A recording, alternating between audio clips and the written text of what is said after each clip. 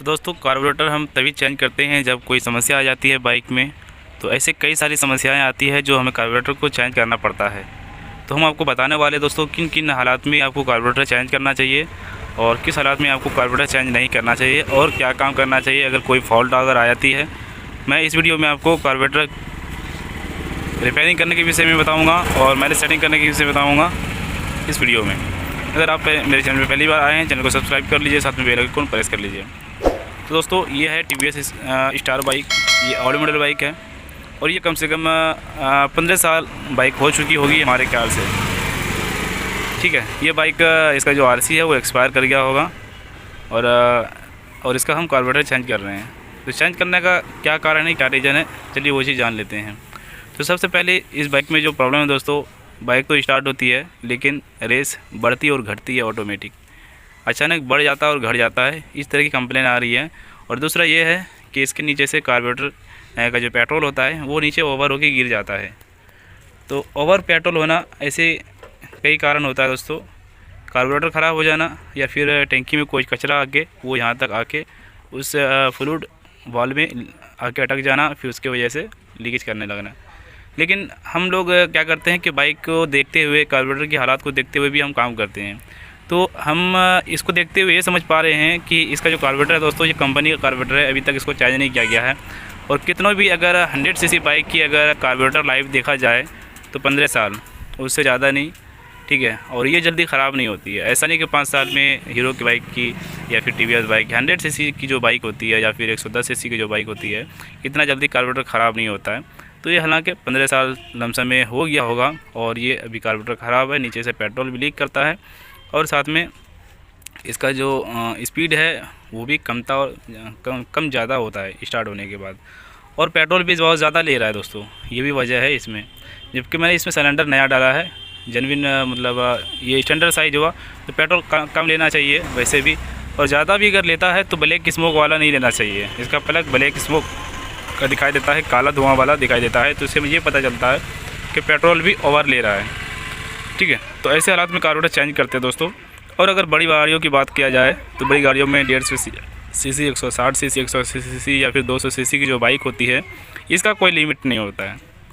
जो अब देखते होंगे उसमें बटरफ्लाई वाला जो सिस्टम होता है उसका कोई लिमिट नहीं होता है। किसी किसी बाइक का 1 साल में ही ख़राब हो गया, किसी किसी बाइक का 3 साल में, किसी में 4 साल में।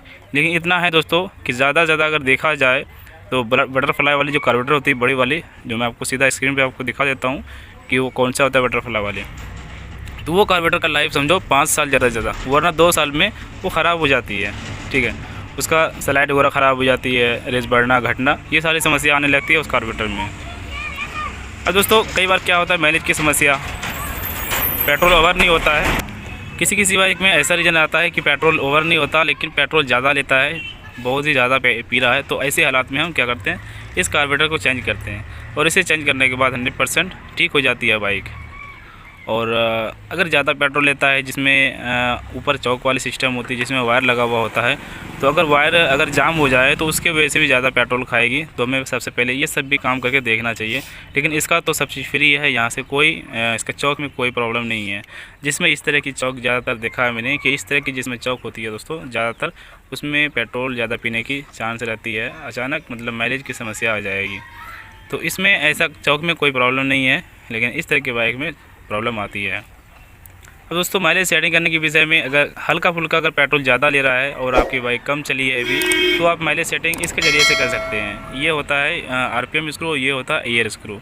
RPM स्क्रू, इससे हम क्या करेंगे, इंजन के चाल को आगे पीछे करेंगे, कम और ज़्यादा कर सकते हैं इसके ज़रिए से। अगर बाइक बंद हो रही है थोड़ा सा टाइट कर दो, एक चाल पे रह जाएगी। अगर ज़्यादा रेस है तो इसे लूज कर दो, कम हो जाएगी। ठीक है, तो अब ये जो होता है दोस्तों एयर स्क्रू वाला, हम क्या करते हैं, इसके ज़रिए से क्या होता है, ये हवा को कम या ज़्यादा करता है। इसके अंदर जो पेट्रोल रहता है इसके अंदर भरा हुआ है, इसके विषय में मैंने वीडियो बनाया है फाइनली, उसे भी आप देख सकते हैं, वीडियो डिस्क्रिप्शन में मिल जाएगी। अब ये देखिए क्या करता है, माइलेज सेटिंग जो हम करते हैं दोस्तों, ये एयर स्क्रू की मदद से करते हैं। तो यहाँ से क्या होता है, इसके अंदर से ये एयर लेता है, इस अंदर यहाँ पे अंदर लेता है एयर। तो हम क्या करते हैं, अंदर जो एयर लेता है तो इसको एयर को कम या ज़्यादा करेंगे। अगर एयर को कम करेंगे तो पेट्रोल ज़्यादा लेगी, एयर को ज़्यादा करेंगे तो पेट्रोल कम लेगी। इस तरह का सिस्टम होता है इसके अंदर। बाकी मैंने बताया है कि माइलेज सेटिंग किस तरीके से किया जाता है, उसके विषय में मैंने बता दिया। तो दोस्तों यही सब वजह होता है कार्बोरेटर चेंज करने का। और ये जो कार्बोरेटर है दोस्तों, मैं आपको बता दूं इसका प्राइस। तो प्राइस दोस्तों इसका 1300 लमसम में आपको लगेगा। इस पैको का ये जेन्युइन प्रोडक्ट है, बिल्कुल ओरिजिनल है। ये जो कंपनी से लग के आती है उस तरह की ये कार्बोरेटर है, ये बिल्कुल डुप्लीकेट नहीं हुआ। हालांकि देखिए आप ये भी सोच रहे होंगे कि ये कार्बोरेटर सर अलग मॉडल है, ये अलग मॉडल है। तो मॉडल जो भी हो, लेकिन ये कार्बोरेटर लग जाएगी। ये है टीवीएस स्पोर्ट मॉडल वाली और ये है स्टार मॉडल वाली। तो हम इसमें क्या करेंगे, हम यहाँ से डायरेक्ट इसमें केबल स्पोर्ट वाले दे सकते हैं। और इसमें भी यहाँ पे चौक वाला सिस्टम दिया हुआ है, ऊपर से ही ये ऊपर से ही चौक वाला सिस्टम दिया है। तो हम ये चीज़ें स्पोर्ट वाला वायरिंग लगा सकते हैं, चौक वायर। और बाकी ये सारी चीज़ें तो इसके अंदर लग जाएगी। ये भी इसके अंदर लग जाएगी इधर से, और फिर इसको लगा देंगे। और ये स्लाइड जो है एक्सीलेटर, ये हालांकि थोड़ा पतला और मोटा है, तो ये भी लग जाएगा दोस्तों इसके साथ, क्योंकि ये आया हुआ है। अगर केबल चेंज करना पड़े तो चेंज कर सकते हैं, बाकी ये केबल इसके साथ लग जाएगा, इन्हीं के साथ। तो बस दोस्तों हमें इतना ही बताना था कि कार्बोरेटर चेंज करने का क्या क्या रीज़न होता है। तो यही सब प्रॉब्लम आती है बाइक में, इसीलिए हमें कार्बोरेटर चेंज करना पड़ता है। तो वाकई में इस बाइक में जो भी प्रॉब्लम थी, जो समस्या थी, वो अब दूर हो चुकी है। ये बाइक स्टार्ट हो गई और एक चाल पे रुकी हुई है अभी। ऐसा नहीं है कि ज़्यादा चाल कम हो रहा है, ज़्यादा हो रहा है, इस तरह का कोई भी समस्या अब इस बाइक में नहीं रहा। और रेस भी अगर देते हैं तो फुल रेस बनती है, और ऐसा भी नहीं है कि बीच में रेस अटक रही है। ठीक है, तो ये सारी समस्या दोस्तों इस तरह का कंप्लेन आता है कार्बोरेटर की वजह से। कभी कभी ऐसा भी होता है, अगर ये रबड़ कट जाए तो इसके वजह से भी आपकी प्रॉब्लम करेगी, स्टार्ट होगी, कभी नहीं होगी, कभी मतलब रेस बढ़ेगी, कभी घटेगी। इस तरह की समस्या दोस्तों ऐसे आती रहती है टीवीएस बाइक में। और दोस्तों अगर आप बहुत सारे काम कर चुके हैं, बहुत सारे माइलेज के विषय में परेशान हो गए हैं, आप एयर स्क्रू को रबड़ चेंज कर दिए हैं, गियर चेंज कर दिए हैं, प्लग चेंज कर दिए, इंजन बना लिए हैं, बहुत सारा काम कर दिए हैं, और अभी तक कार्बोरेटर आप चेंज नहीं किए हैं, तो कार्बोरेटर चेंज करके भी देख लें। अगर माइलेज की समस्या है आपके बाइक में तो वो सॉल्व हो जाएगी, सही हो जाएगी। तो हमारे ख्याल से जो भी प्रॉब्लम थी इस बाइक में, सारी प्रॉब्लम दूर हो गई, और बाइक बिल्कुल अभी धीमी गति से चल रही है। ना तो रेस बढ़ता ना घटता है। मैं अगर रेस देने की भी कोशिश करता हूं तो ये रेस भी बढ़िया ले रही है। ऑल बाइक की तरह जिस तरीके कंडीशन में बाइक रहती है, बिल्कुल उसी तरीके से ये बाइक अभी है, चल रही है सही तरीके से।